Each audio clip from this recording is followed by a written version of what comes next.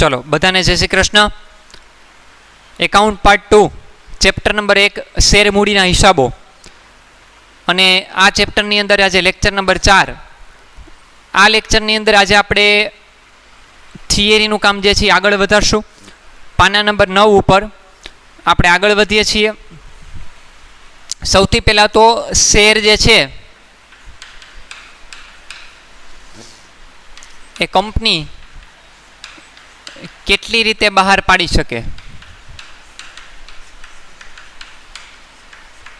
Question mark. शेर केटली रीते बहार पाड़ी शके कंपनी, तो के मुख्य 3 रीते शेर कंपनी बहार पाड़ी शके छे।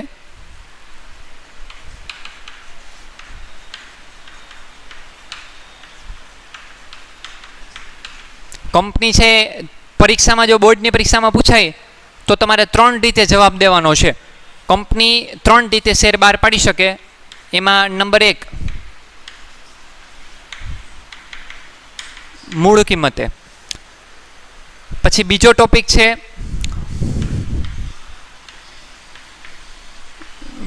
प्रीमियम थी अने त्रीजो टॉपिक छे वटाव थी। 8 फेस वेल्यू, 8 प्रीमियम अने 8 डिस्काउंट। मूळ किंमते, प्रीमियम थी अने वटाव थी एम 3 रीते शेर बहार पाड़ी शकाय छे। एमां पहेलो मुद्दो 9मा पाना उपर मूळ किंमते 8 पर एटले के कंपनी द्वारा शेरनी दार्शनिक किंमते एटले के मूळ किंमते जे शेर बहार पाडवामां आवे एटले के शेर धारके कंपनीने चूकववानी थती शेर दीठ कुल रकम शेरनी दार्शनिक किंमत जेटली ज होय तो तेने कंपनीए शेर मूळ किंमते बहार पाड्यो कहेवाय। एटले बरोबर ध्यानथी सांभळजो। व्याख्या बोर्डनी परीक्षा में पूछाय कि शेर मूळ किंमते बहार केवी रीते पाड्यो कहेवाय, क्या संजोगों में, तो कि कंपनी द्वारा शेरनी दार्शनिक किंमते एटले के मूळ किंमते एटले के शेरधारके कंपनी जे रकम चूकववानी छे कुल रकम शेर दीठ तो ए बहार पड़ेल मूळ किंमत जेटली ज होय तो एने मूळ किंमते शेर बहार पाड्यो। दाखला तरीके 10 रुपया वाळो शेर होय अने शेरधारके 10 रुपया ज आपवाना थाय। शेरनी मूळ किंमत 10 रुपया छे अने 10 रुपया ज छे ए शेरधारके चूकववा पात्र थाय छे तो आने कंपनीए शेर मूळ किंमते बहार पाड्यो कहेवाय। उदाहरण जो रुपया 10 नी दार्शनिक किंमतना शेर रुपया 10 में ज बहार पाडवामां आवे। नंबर 2 प्रीमियम थी 8 प्रीमियम। ज्यारे कंपनी प्रीमियम एटले वधारानी रकम, अंग्रेजी शब्द है प्रीमियम। तो જ્યારે કંપની દ્વારા શેરની દાર્શનિક કિંમત કરતાં વધુ કિંમતે શેર બહાર પાડવામાં આવે ત્યારે શેરધારકે શેર દીઠ શેરની દાર્શનિક કિંમત કરતાં વધુ રકમ ચૂકવવાની થાય છે અને શેર પ્રીમિયમથી બહાર પાડ્યા કહેવાય। કંપનીએ પોતાના શેર પ્રીમિયમથી બહાર પાડ્યા એમ ક્યારે કહેવાય, તો કે જ્યારે કોઈ પણ કંપની પોતાનો શેર એની દાર્શનિક કિંમત એટલે કે ફેસ વેલ્યુ મૂળ કિંમત કરતાં વધુ રકમથી શેર બહાર પાડે तो एने प्रीमियम थी शेर बहार पाड्यो कहेवाय। दाखला तरीके 10 रुपया वाळो शेर 15 में बहार पाडवामां आवे। कोईपण कंपनीए पोताना शेर केटला टका प्रीमियम थी बहार पाडवा एना माटे कोई क्राइटेरिया छे ज नहीं, कोई मर्यादा ज नथी। गमे तेटला प्रीमियम थी तमे शेर बहार पाडी शको छो। ई एक खास ध्यान राखजो। आगळ आवशे आपणे बधुं आ टूंकनो आ तो हजी खाली हाइलाइट छे, एना दाखला स्पेशियल भणवाना थाय प्रीमियम वाळा दाखला तो बराबर। आमां उदाहरण है कि दाखला तरीके 10 नी दार्शनिक किंमतनो शेर रुपया 14 में बहार पाडवामां आवे तो वधाराना 4 रुपया प्रीमियम कहेवाशे, कारण के 10 तो मूळ किंमत है तो वधारानी रकम केटली लीधी 4 रुपया। मूळ किंमत करता जेटली रकम वधारे ल्यो एटली रकम कंपनी माटे प्रीमियम बनशे अने आ एक मूडी नफानुं उदाहरण है। शेर प्रीमियम थी बहार पाड्या अंगेनी कंपनी धारा 2013 नी वर्तमान जोगवाईओ तेमज तेनी हिसाबी असरो एटले के दाखला अंगे आ प्रकरणना आगळना मुद्दामां विस्तृत चर्चा करवामां आवशे। त्रीजो मुद्दो वटावथी शेर बहार पाडेल शेर। वटावथी बहार पाडेल शेर ज्यारे कंपनी द्वारा शेरनी दार्शनिक किंमत करता ओछी किंमते शेर बहार पाडवामां आवे त्यारे शेर वटावथी बहार पाड्या छे एम कहेवाय।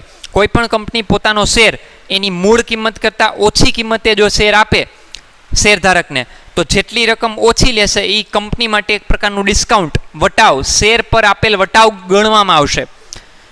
पछी एमां उदाहरण है दाखला तरीके रुपया 10 नी दार्शनिक किंमतनो शेर रुपया 9 में बहार पाडवामां आवे तो अहीं 1 रुपयो जे ओछो लीधो ए वटावनी रकम कहेवाशे शेर वटाव। બોલ્ડ અક્ષરે ઘાટા અક્ષરે લખેલું છે કંપની ધારા 2013ની કલમ 53 મુજબ હવે કોઈ પણ કંપની પોતાના શેર વટાવથી બહાર પાડી શકતી નથી. આ નિયમ છે. પણ જો બોર્ડની પરીક્ષામાં તમને એમ પૂછાય કે કોઈ પણ કંપની પોતાના શેર કેટલી રીતે બહાર પાડી શકે, તો તમારે આ જ જવાબ લખવાનો છે 3 રીતે: મૂળ કિંમતે, પ્રીમિયમથી અને વટાવથી. બરાબર છે. પણ હવે કંપની ધારાની જોગવાઈ નવી જે 2013માં ફેરફાર થયો એમાં એવું આવ્યું છે કે કોઈ પણ કંપની પોતાના શેર ડિસ્કાઉન્ટથી એટલે વટાવથી બહાર નથી પાડી શકતી. બે જ રીતે બહાર પાડી શકે, કાં મૂળ કિંમતે આપે અને કાં પ્રીમિયમથી આપે. અને મોટાભાગની કંપનીઓ જે છે હવે બધી કંપનીઓ પ્રીમિયમથી જ શેર આપે છે બજારમાં. કંપની ધારા 2013ની કલમ 54 મુજબ 53ની કલમ એવી હતી કે શેર વટાવથી બહાર પાડી શકાતા નથી. 54ની કલમ એમ કહે છે કે કંપની તેના કર્મચારી કે ડિરેક્ટરોને તેમના કામના બદલામાં આપવામાં આવતા સ્વેટ ઇક્વિટી શેર જ વટાવથી આપી શકાય. એક જ એવો શેર છે, એનું નામ છે સ્વેટ ઇક્વિટી શેર. આગળ આપણી મુદ્દામાં આવશે, પણ થિયરી આપણે છે એ છેલ્લે આવશે હવે. પણ અહીંયા તમે ટીક માર્ક કરી લ્યો કે એવા કયા પ્રકારના જે શેર છે જે વટાવથી કંપની આપી શકે છે, સ્વેટ ઇક્વિટી શેર. અને કોને આપવામાં આવે છે?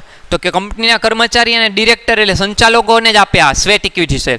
અને આ વટાવથી આપી શકાય છે.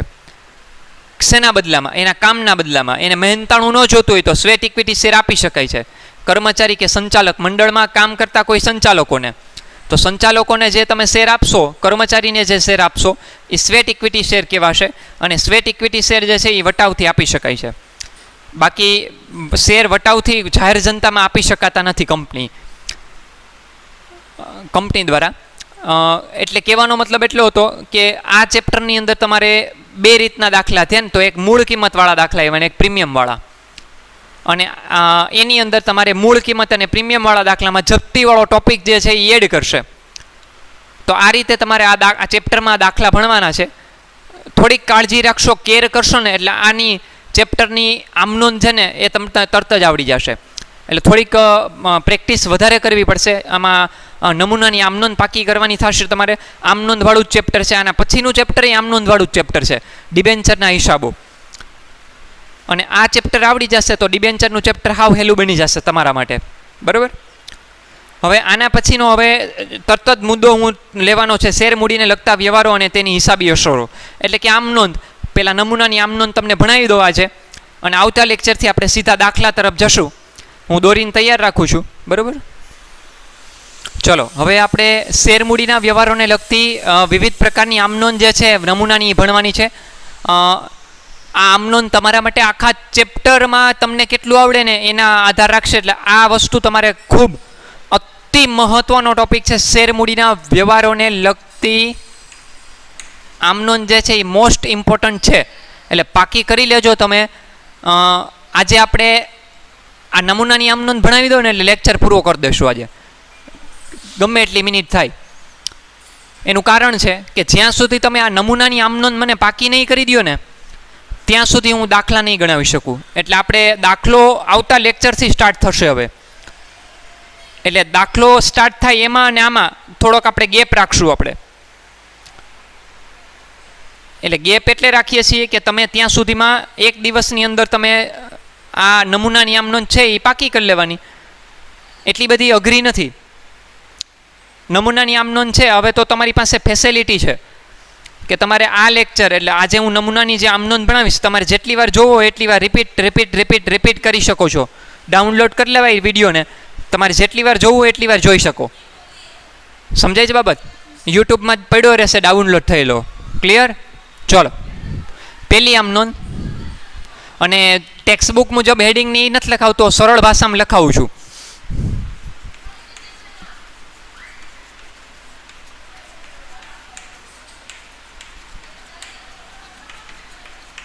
કંપનીને શેર અરજીની રકમ મળે. હવે જો તમારે બબેના ઝુમખામાં તમારે આવી રીતે યાદ રાખવાનું છે. અરજી હું અહીં લખું છું થોડીક વાર. મંજૂરી, પછી પ્રથમ હપ્તો, શેરનો બીજો હપ્તો અને આખરી હપ્તો. ત્રીજો હપ્તો એમ ન બોલાય, એ હમણાં સમજાવું છું તમને. સૌથી પહેલાં તો શેર મૂડીના વ્યવહારોને લગતી આમનોંધો છે એ આપણે ભણી લઈ. અને આ 5 ટુકડા પડ્યા છે. આપણે ટુકડે ટુકડે કોઈ કંપની છે પોતાના શેર પર પૈસા મગાવે છે, કટકે કટકે પૈસા મગાવે છે, અને આ રીતે એ લોકોએ 5 ટુકડામાં પૈસા મગાવી શકે છે. વધુમાં વધુ હપ્તા કેટલા પાડી શકાય? 3. એક તો અરજી વખતે તમે જ્યારે પૈસા મગાવશો એટલે અરજીના નાણાં સૌથી પહેલાં મળે, સાંભળજો. પછી વારો હવે મંજૂરીનો, મંજૂરીની રકમ લેણી થાય અને પછી પૈસા મળે. પ્રથમ હપ્તો, બીજો હપ્તો ને આખરી હપ્તો. કોઈ પણ કંપની પોતાના શેર પર વધુમાં વધુ 3 હપ્તા પાડી શકે છે. ત્રીજા હપ્તા પછી તમે કોઈ પણ પ્રકારનો હપ્તો ઉઘરાવી નથી શકતા. એટલે તમારે જે પણ કાંઈ ઉઘરાવવાની થતી હોય રકમ અહીંયા આખરી હપ્તામાં તમારે વસૂલ કરી લેવાની છે. શેરનો પ્રથમ હપ્તો, બીજો હપ્તો અને આખરી હપ્તો. અહીંયા ત્રીજો હપ્તો એમ ન બોલાય કારણ કે એ અંતિમ હપ્તો છે. એના પછી તમે કોઈ હપ્તો મગાવી નથી શકતા એટલે એને ત્રીજો હપ્તો એમ નહીં બોલાય, એને આખરી હપ્તો એવો શબ્દ બોલાશે. આ બધી આમ નોંધ વેરી સિમ્પલ છે, પણ એક આ અરજી જે છે ને એ બધાયથી ઊંધી હાલશે. અરજીમાં એવું હોય છે કે એપ્લિકેશન તમે મગાવશો, કંપની પોતાના જાહેર જનતા પાસેથી જે વિજ્ઞાપન પત્ર દ્વારા અરજી મગાવશે તો અરજીની રકમ સાથે એણે ચેક દેવાનો છે. એટલે ચેક દ્વારા રકમ મળશે. એટલે અરજીમાં કેવું હોય, પહેલાં પૈસા મળે, આવેલ અરજીઓનું બાયફર્ગેશન થાય, એટલે કે એને લોટરી પદ્ધતિથી મંજૂર કરવામાં આવે. એટલે આવેલ અરજીઓમાંથી કેટલાકના શેર મંજૂર થાય, કેટલાકના ના મંજૂર થાય. સમજાય છે બાબત હું કહેવા માગું છું? જ્યારે મંજૂરી પ્રથમ હપ્તો, બીજો હપ્તો ને આખરી હપ્તો, એમાં એવું હશે કે પહેલાં રકમ લેણી થાય, એટલે કે રકમ છે એ કંપની દ્વારા પોતાના જાહેર જનતા પાસેથી જેના જે શેર મંજૂર થયા હશે એને મંજૂરી પત્ર મોકલ્યો હશે. મંજૂરી પત્ર મોકલ્યા પછી મંજૂરી પત્રની સાથે સાથે સૂચના પણ હશે કે તમારે મંજૂરી વખતે, એટલે કે અત્યારે હવે આટલી રકમ ભરવાની છે, બાકીની રકમ કઈ તારીખે કેવી રીતે ભરવાની છે એ પછી પાછળથી તમને કહેશે. પ્રથમ હપ્તામાં કેટલા ભરવાના, બીજા હપ્તાના કેટલા ભરવાના, અંતિમ હપ્તાના કેટલા પૈસા ભરવાના, એ બધી મેથડ તમને એ જાણ કરશે. અને આપણે દાખલામાં ખરેખર ગણશું ત્યારે ઘણી વખત એવું બની શકે કે એક જ હપ્તો મગાવ્યો હોય, પ્રથમ હપ્તો જ ખાલી, અથવા તો પ્રથમ અને બીજો હપ્તો જ મગાવ્યો હોય. સમજાય છે બાબત હું શું કહેવા માગું છું? અને કાં એક જ હપ્તો મગાવ્યો હોય ને તો એને નામ આપી દેશે આખરી હપ્તો, પૂરું. પણ આપણે અત્યારે નમૂનાની આમ નોંધ ભણવાની છે એટલે છે એટલી બધી ભણાવી દઉં છું, રાઈટ? એટલે દરેકમાં 2 ઝુમખા આવશે. 2 અરજીની આમ નોંધ થશે, 2 મંજૂરીની આમ નોંધ થશે, 2 પ્રથમ હપ્તાની, 2 બીજા હપ્તાની, 2 આખરી હપ્તાની. એમ ટોટલ 5 વસ્તુ છે, બધામાં 2 એટલે 10 આમ નોંધ થશે. પણ એક અરજીનો ટોપિક જે છે ને બધાયથી ઊંધો હાલશે, બરાબર? આપણે સમજીએ, અરજીની રકમ પહેલાં શેરધારકો પાસેથી મળે છે, એટલે કે કંપનીને અરજદારો તરીકેથી પાસેથી ચેકની રકમ મળે. હવે આ ટાઇટલ જ વાંચો, શેર અરજીની રકમ મળે. હવે તમે કંપની ધારા પ્રમાણેના દાખલાઓ ભણો છો, એટલે કે કંપનીનો લો ભણો છો. 1956 કંપની ધારો. પહેલા ચેપ્ટરમાં તો તમે દરેક જગ્યાએ રોકડ બેંક એવો ઓબ્લિક કરીને શબ્દ લખતા. વિસર્જનનું ચેપ્ટર હોય, પ્રવેશ હોય, નિવૃત્તિ હોય, અહીંયા રોકડ ઓબ્લિક બેંક શબ્દ લખતા તમે, કારણ કે અહીંયા રોકડ અને બેંક બે દ્વારા તમે વ્યવહાર કરતા હતા. પણ અહીંયા કંપની ભણો છો, બીજા ભાગની અંદર બધું કંપનીને લગતા ચેપ્ટર જ ભણવાના છે. તો કંપની લેવલે કોઈ વસ્તુ રોકડમાં ન થાય, એટલે ચેકથી થાય. ચેકથી થતા વ્યવહાર એ રોકડ જ વ્યવહાર કહેવાય, પણ બધું લેતી દેતી ચેકમાં થશે. એટલે મહેરબાની કરીને હું કહું ને ત્યાં સુધી એકેય જગ્યાએ રોકડ ઓબ્લિક બેંક શબ્દ લખતા નહીં. રોકડ શબ્દ ભૂલી જાજો. અહીંયા બધું ચેકથી જ તમને પૈસા મળે. શેર અરજી વખતે રકમ મળે તો ચેક દ્વારા મળે, તો બેંક સિલકમાં વધારો થાય. બેંક આપણા વતી પૈસા ઉઘરાવશે, બેંક લેનાર બને. લેનાર ખાતે શું થાય તો કે ઉધાર થાય, અથવા તો બેંક જે છે એ બેંકમાં પૈસા આવશે, બેંક સિલકમાં વધારો થાય. રોકડ બેંક આવે તો શું થાય તો ઉધાર થાય. તો આપણે આમનો જ બનાવીએ, બેંક ખાતે ઉધાર, અને અહીંયા આપણે રાઈટની નિશાની કરતા જશું. નમૂનાની આમનો છે એટલે રકમમાં કંઈ આવશે નહીં. અને શેની રકમ મળી તો કે અરજીની રકમ મળી. હવે તમારે એક નિયમ તમારે લખવાનો છે, તમારે લખી નાખજો. જો હું અહીં ઉપર લખી દઉં છું તમને.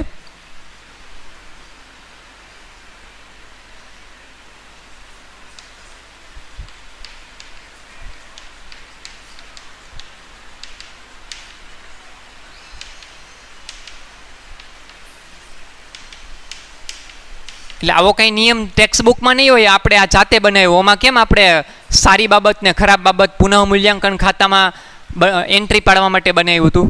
એવી રીતે આવું યાદ રાખવાનું, તમને આમ યાદ રાખવામાં સરળતા રહે એટલે માટે.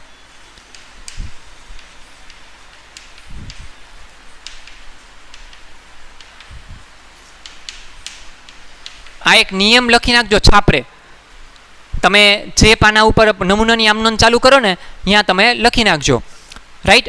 જેની રકમ મળે, સોરી, પહેલાં જેની રકમ લેણી થાય એનું ખાતું ઉધાર કરો અને જેની રકમ મળે તેનું ખાતું જમા કરો. જેની રકમ લેણી થાય, લેણાની બાકી કેવી હોય તો કે ઉધાર બાકી હોય. જેની રકમ લેણી થાય એના ખાતા ઉધાર કરો. જેની રકમ મળે એના ખાતા જમા કરો. શું યાદ રાખવાનું? જેની રકમ લેણી થાય એનું ખાતું ઉધાર કરો, જેની રકમ મળે એનું ખાતું જમા કરો. આવું યાદ રાખવાનું, બરાબર છે? જેની રકમ મળે તેનું ખાતું જમા કરો. તો અત્યારે પૈસા મળ્યા, કેની રકમ મળી તો કે ટાઇટલ વાંચો, શેર અરજીની રકમ મળી. જેની રકમ મળે એનું ખાતું જમા કરો એટલે તે ઇક્વિટી શેર કે પ્રેફરન્સ શેર તો અત્યારે ન લખી શકું, શેર અરજી ખાતે જમા એટલું જ લખીએ છીએ. ખરેખર દાખલો ગણતા હશો ત્યારે આ શેર શબ્દની આગળ ઇક્વિટીનો ઈ, જો ઇક્વિટી શેર બહાર પાડ્યા હોય તો ઇક્વિટીનો ઈ કરીને ડોટ કરી નાખશું આપણે, અને જો પ્રેફરન્સ શેર બહાર પાડ્યા હોય તો પ્રે કરીને ડોટ કરી નાખશું. સમજાય છે બાબત? પણ અત્યારે હું નથી લખાવતો, તે શેર અરજી ખાતે જમા. ક્લિયર? બાબત જે શું લખાશે? બાબત જે હું અત્યારે બોર્ડ વર્ક કરીને લખતો નથી. અરજીની રકમ મળી તેના, અહીં બાબત જે શું લખાય? અરજીની રકમ મળી તેના. ક્લિયર? PDF ફાઇલ મોકલીશ એમાં બાબત જે હશે જ. બેંક ખાતે ઉધાર, તે શેર અરજી ખાતે જમા. અરજીની રકમ મળી તેના, જેની રકમ મળે એનું ખાતું જમા કરો. નંબર 2,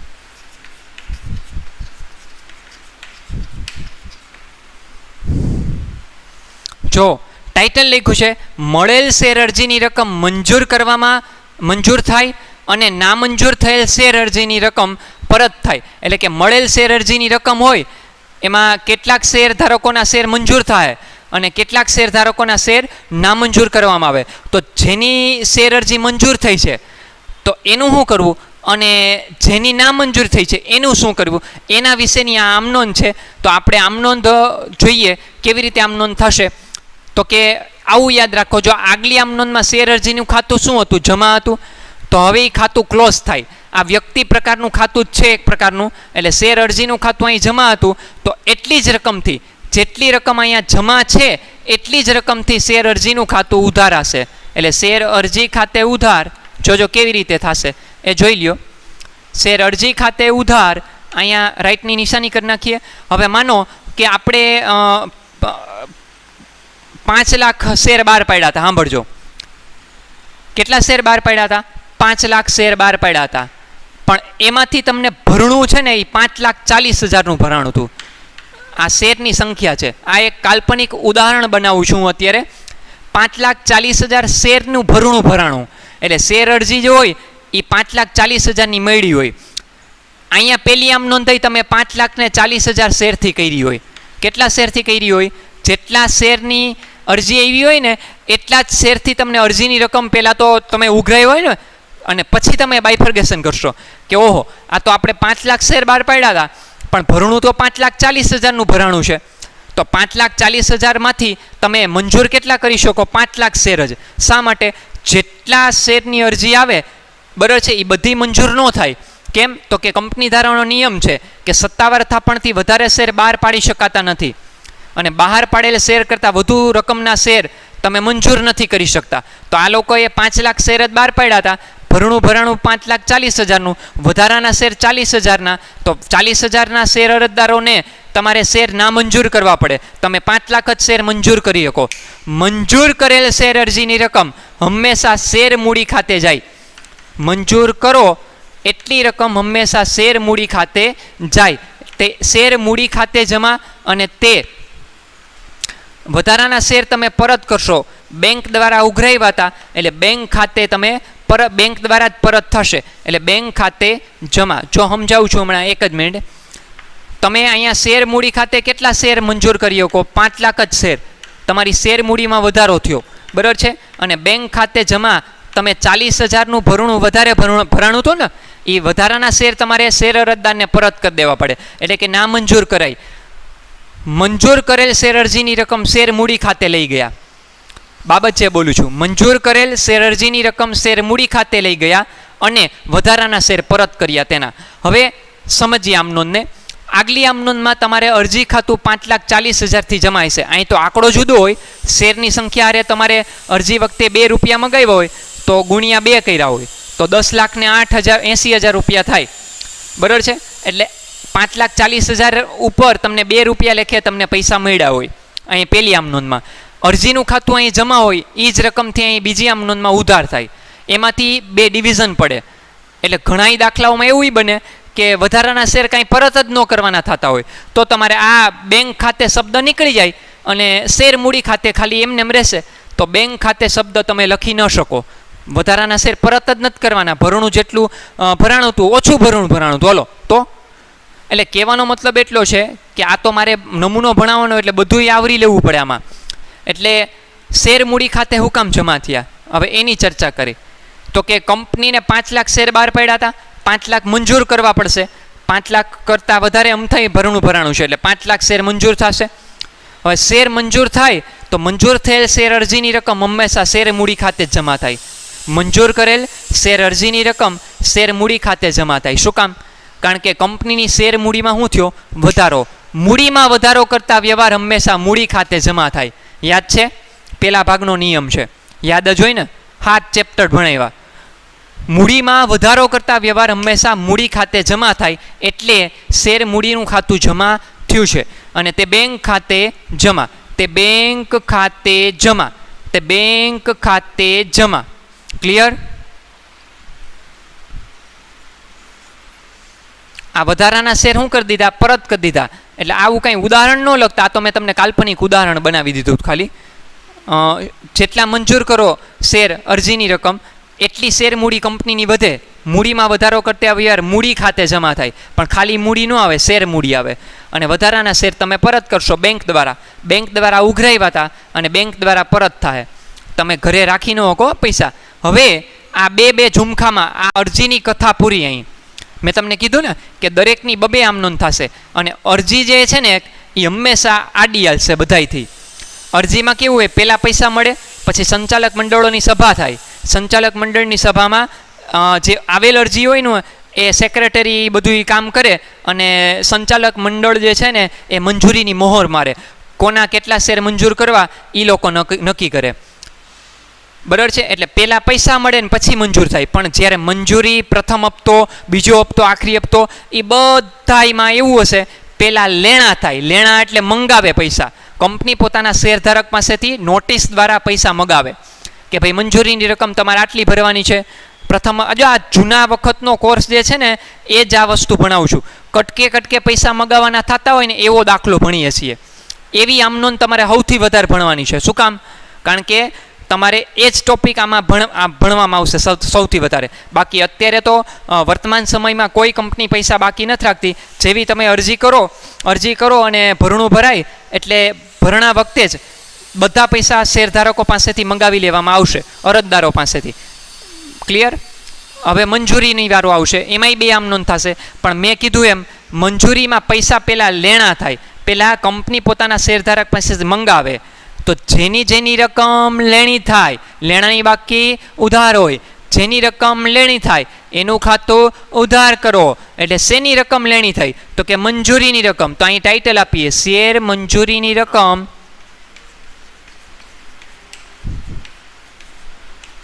લેણી થાય. જેની જેની રકમ લેણી થાય એનું એનું ખાતું ઉધાર કરો. કેની રકમ લેણી થઈ? મંજૂરીની રકમ. તો શેર મંજૂરી ખાતે ઉધાર.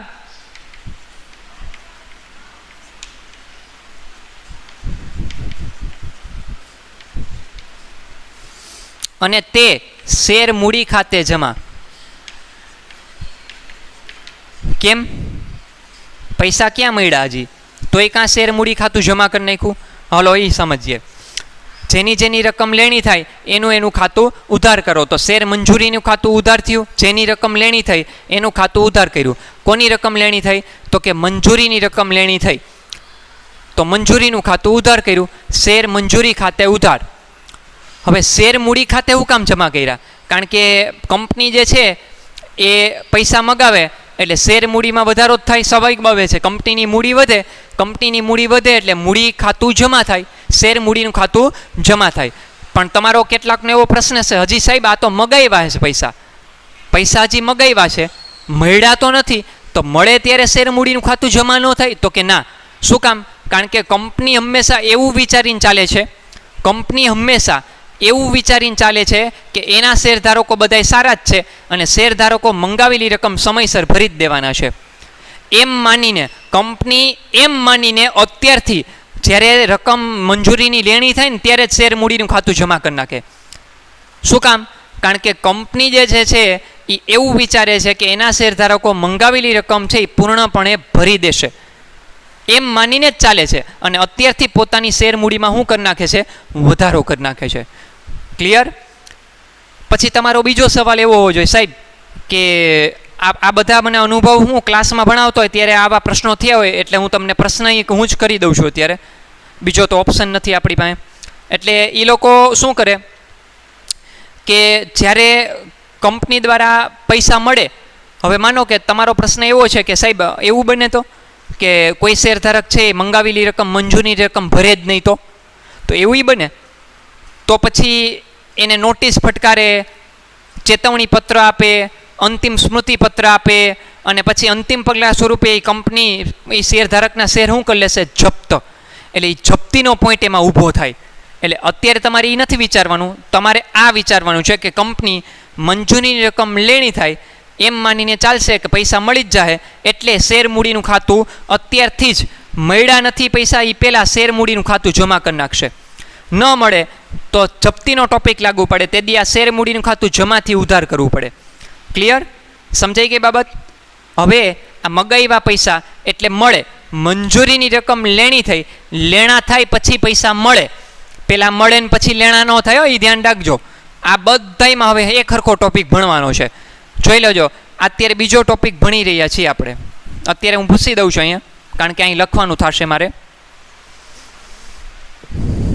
ચલો, ત્યાર પછીનો ચોથો ટોપિક બબેના ઝુમખામાં યાદ રાખવાનો છે. મંજૂરીની રકમ મળે, શેર મંજૂરીની રકમ, અને અહીં બાબત છે હું લખશો શેર મંજૂરીની રકમ લેણી થઈ તેના, આ શેર મંજૂરીની રકમ મળે ત્યારે.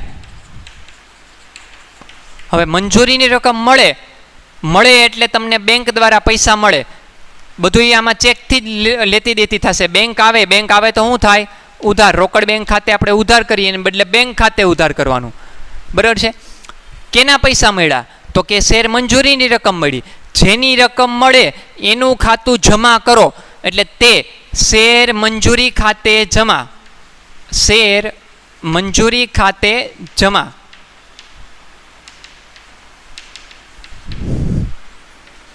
બાબત જે હું લખશો મંજૂરીની રકમ મળી તેના, મંજૂરીની રકમ મળી તેના. તો ત્રીજો અને ચોથો એ મંજૂરીની આમ નોંધ હતી. હવે પાંચમા ક્રમ ઉપર વારો આવશે પ્રથમ હપ્તાનો. શેર પ્રથમ હપ્તાની રકમ લેણી થાય ત્યારે. એટલે પ્રથમ હપ્તાની રકમ હવે કંપની મગાવે છે પોતાના શેરધારકો પાસેથી, તો પ્રથમ હપ્તાની રકમ લેણી થાય. મેં તમને કીધું કે મંજૂરીથી લઈને હવે જેટલું ટોપિક ભણશો ને એમાં બધામાં એક હરખી જ આમ નોંધ થાય. પહેલાં લેણા થાય પછી મળે, પણ એક અરજીમાં જ તમારે એવું આવ્યું પહેલાં પૈસા મળે ને પછી મંજૂર થાય. અરજી એક એવી વસ્તુ છે એ બધાયથી આડી હાલશે. ક્લિયર?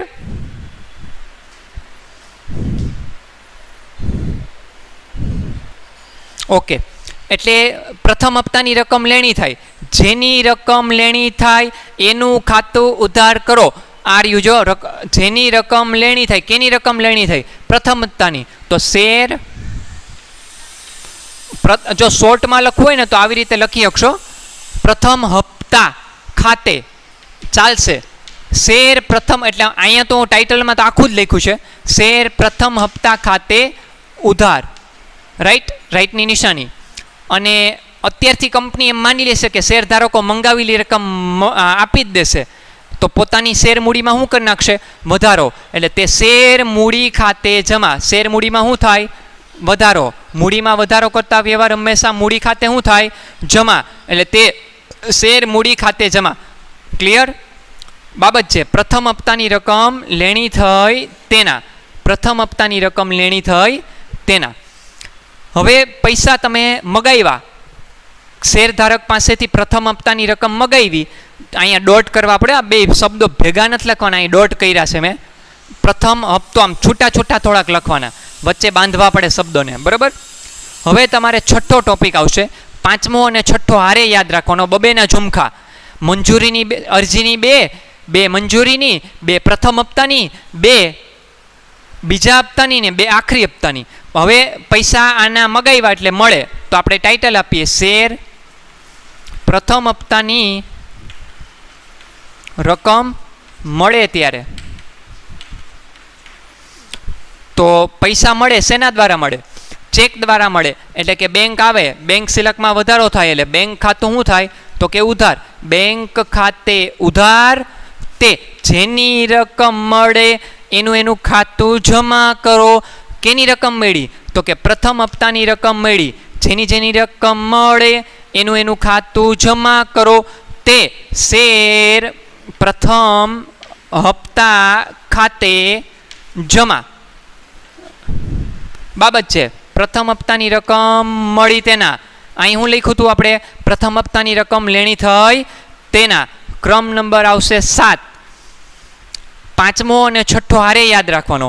પહેલો બીજો હારે, પછી ત્રીજો ચોથો હારે, પાંચમો છઠ્ઠો હારે, સાતમો આઠમો હારે અને નવમો દસમો સાથે. હવે પ્રથમ હપ્તા પછી વારો આવે કોનો? તો કે બીજા હપ્તાનો. કંપની પોતાના શેરધારકો પાસેથી વધુમાં વધુ 3 હપ્તાની વાત કરું છું, ટુકડા તો 5 પૈડ દેખાય તમને, અરજીના, મંજૂરીના, પછી પ્રથમ હપ્તાના, બીજા હપ્તાના અને આખરી હપ્તાના. હપ્તા કેટલા ઉઘરાવ્યા? કે 3. 3થી વધારે હપ્તા ન પાડી શકાય. શેરનો પ્રથમ હપ્તો, શેરનો બીજો હપ્તો ને શેરનો અંતિમ હપ્તો, જેને આખરી હપ્તો પણ કહી શકાય, પણ ત્રીજો હપ્તો ન કહેવાય, કારણ કે એ છેલ્લો હપ્તો હોય છે એટલા માટે. શેર પ્રથમ હપ્તાની રકમ મળે ત્યારે. હવે આપણે બીજા હપ્તાની રકમ મગાવશું, એટલે કે લેણી થાય, તો ટાઇટલ આપીએ શેર પ્રથમ હપ્તાની રકમ લેણી થાય ત્યારે. શેર પ્રથમ હપ્તાની રકમ લેણી થાય ત્યારે. હવે શેરના પ્રથમ હપ્તાની રકમ લેણી થાય, તો જેની રકમ લેણી થાય એનું ખાતું ઉધાર કરો. તો કોની રકમ લેણી થઈ? પ્રથમ હપ્તાની રકમ. તો કે શેર પ્રથમ હપ્તા ખાતે ઉધાર. અહીંયા શોર્ટમાં લખવું હોય તો એ લખીએ કઈ પ્રહ કરીને. સોરી, પ્રથમ હપ્તો ક્યાં આવ્યો? બીજો હપ્તો છે ને. સોરી. ચલો, શેર બીજા હપ્તાની રકમ લેણી થાય. અહીંયા ભૂલમાં એ પ્રથમ હપ્તો હતો તો અહીંયા એ લખ નાખ્યું.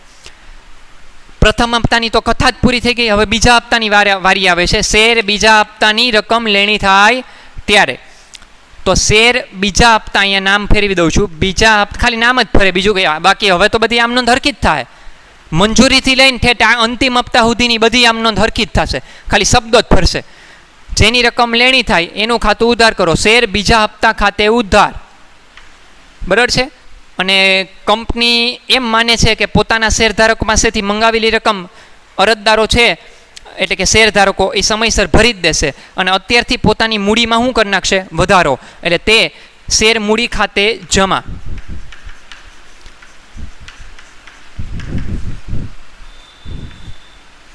શેર મૂડી ખાતે જમા. બાબત છે શું લખાય અહીંયા? શેર શેર બીજા હપ્તાની રકમ લેણી થઈ તેના. હવે લેણા થયા પછી મગાવે પૈસા, એટલે શેર ધારકો છે એ ભરે એટલે પૈસા મળે કેના, તો કે બીજા હપ્તાના. તો શેર બીજા હપ્તાની રકમ મળે ત્યારે, શેર બીજા હપ્તાની રકમ મળે ત્યારે, શેરના બીજા હપ્તાની રકમ મળે તો મળે એટલે બેંક દ્વારા મળે, એટલે બેંક ખાતે શું થાય, ઉધાર થશે. એટલે બેંક ખાતે ઉધાર કરશું આપણે, અહીં રાઈટની નિશાની. જેની રકમ મળે એનું ખાતું જમા કરો. કેની રકમ મળી, બીજા હપ્તાની. તો તે શેર બીજા હપ્તા ખાતે જમા, જેની રકમ મળે એનું ખાતું જમા કરો. એટલે અહીંયા બાબત જે શું લખશો તમે, બીજા હપ્તાની રકમ મળી તેના. હવે જો તમે જોતા હશો કે જે આમનોંધમાં શેર મૂડી શબ્દ આવે ને એ આમનોંધમાં બેંક શબ્દ નથી આવતો. જોઈ લેજો, કોઈ પણ આમનોંધ જોઈ લેવાની છૂટ. જે આમનોંધમાં શેર મૂડી શબ્દ આવે ને ત્યાં બેંક શબ્દ નહીં હોય. બરાબર છે? એટલે જ્યારે લેણા થાય ને ત્યારે શેર મૂડીનું ખાતું જમા જ થાય. લેણા થાય ત્યારે શેર મૂડી જમા થાય. મળે ત્યારે બેંક ખાતું ઉધાર થાય. અને આમ યાદ રાખવું હોય તો આમ યાદ રાખી શકાય. જો આ શેરના પ્રથમ હપ્તાની રકમ લેણી થઈ ત્યારે શેર પ્રથમ હપ્તાનું ખાતું ઉધાર થયું હોય ને, લેણા ખાતે ઉધાર, પછી ઈની પૈસા મળે એટલે આગલી આમનોંધમાં જે પ્રથમ હપ્તાનું ખાતું ઉધાર હતું એ બંધ થાય એટલે જમા થાય. જો આમાં એમ છે બીજા હપ્તાની રકમ લેણી થઈ ત્યારે એ ખાતું ઉધાર થયું, અને આ પૈસા બીજા હપ્તાના મળે ત્યારે આ ખાતું ઉધારથી જમા થઈ જાય એટલે ખાતું ક્લોઝ થાય. ક્લિયર? મંજૂરીમાં એમ જ હશે. જોઈ લ્યો, આ મંજૂરીની રકમ લેણી થઈ ત્યારે મંજૂરી ખાતું ઉધાર હતું, જ્યારે મંજૂરીની રકમ મળે ત્યારે મંજૂરીનું ખાતું જમા હશે. આગલી આમનોંધમાં એ ઉધાર તો અહીંયા જમા. આમાં યાદ રાખી શકાય. ક્લિયર? હવે મારે અહીં હમાશે નહીં એટલે 9મો 10મો ક્રમ આ બાજુ લખું છું ભૂસીને. ઓકે, એટલે હવે આપણે 8 આમનોંધ પછી 9મી આમનોંધ તરફ જઈ છીએ. લેફ્ટ હેન્ડ સાઈડ લખું છું ભૂસીને. હવે આવશે આખરી હપ્તાની વારી. એટલે શેર પહેલાં લેણી થયો, શેર આખરી હપ્તાની રકમ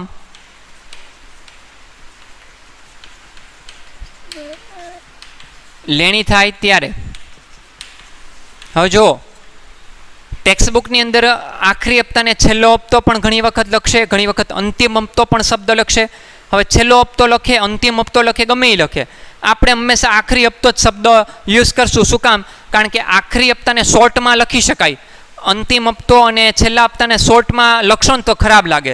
એટલે આખરી હપ્તામાં આ એમ શોર્ટમાં લખવું જ લખી શકાય, અને બને ત્યાં સુધી આખરો શબ્દ લખવો તમારે. બરાબર છે? હવે આ રકમ લેણી થઈ કેની, તો કે આખરી હપ્તાની. જેની રકમ લેણી થાય એનું ખાતું ઉધાર કરો. એટલે શેર આખરી હપ્તાની રકમ આ લેણી થઈ એટલે શેર આખરી હપ્તા ખાતે ઉધાર કરશું.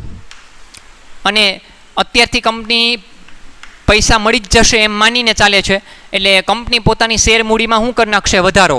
એટલે તે શેર મૂડી ખાતે જમા,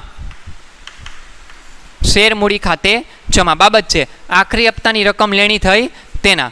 હવે લેણી થઈ એટલે આ પૈસા મળે એટલે 10મા ક્રમની છેલ્લી આમનોંધ, શેર આખરી હપ્તાની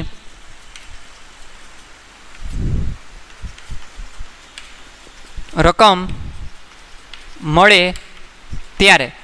આ અહીંયા લેણા થયા પછી જ પૈસા મળે ને, મગાવ્યા પછી પૈસા મળે. શેના દ્વારા મળે? તો કે બેંક દ્વારા. એટલે બેંક આવે તો શું થાય, તો કે ઉધાર. એટલે બેંક ખાતે ઉધાર. ક્લિયર? અને જેની રકમ મળે એનું ખાતું જમા કરો. કેના પૈસા મળ્યા તમને? તો કે આખરી હપ્તાના. તો તે આખરી હપ્તા ખાતે જમા, જેની રકમ મળે એનું ખાતું જમા કરો. બાબત જે હું લખશો, આખરી હપ્તાની રકમ મળી તેના. અહીંયા આપણે છેલ્લે નમૂનો પૂરો થાય ત્યાં આપણે હંમેશા શું કરીએ છીએ, ડબલ લીટી સાથે કુલ સરવાળો. આમનોંધનો તો નિયમ હોય, બંને બાજુનો સરવાળો સરખો થાય, ઉપર એક લીટી નીચે ડબલ લાઈન. ક્લિયર? એટલે આ નમૂનાની આમનોંધ હતી, અને અહીંયા સંપૂર્ણ રીતે નમૂનાની આમનોંધ પૂર્ણ થાય છે. હું હજી ફરીને તમને બધાને સૂચના આપી દઉં છું કે તમે જે આ નમૂનાની આમનોંધ ભણ્યા એ મહેરબાની કરીને ખૂબ ઊંડાણપૂર્વક કડકડાટ પાકી કરજો. નહીંતર આખા ચેપ્ટરમાં ઘણા બધા દાખલા છે, અને 8 માર્કનો દાખલો બોર્ડની પરીક્ષામાં ફરજિયાત પૂછાય છે. એટલે આપણને થોડીક મહેનત કરીએ અને 8 માર્ક રોકડા મળતા હોય તો આપણે શું કામ જતા કરવા જોઈએ. એટલે શેર મૂડીનું ચેપ્ટર છે એ ઇઝી પડશે તમને. જો આ સાદી આમ નોંધ શીખી લેશો ને એકદમ કડકડાટ, પછી હું બેઠો છું આગળના દાખલાઓ જે છે એ કેવી રીતે કરવા એના માટે અમે શિક્ષકો બેઠા છીએ. પણ તમારે એક કામ કરવાનું છે કે આ સાદી આમ નોંધ 10 આમ નોંધ કડકડાટ પાકી કરવાની છે. આ બીજું કહી દઉં કે 10 આમ નોંધ જે છે એ દાખલામાં આવી જ જશે એવું નથી.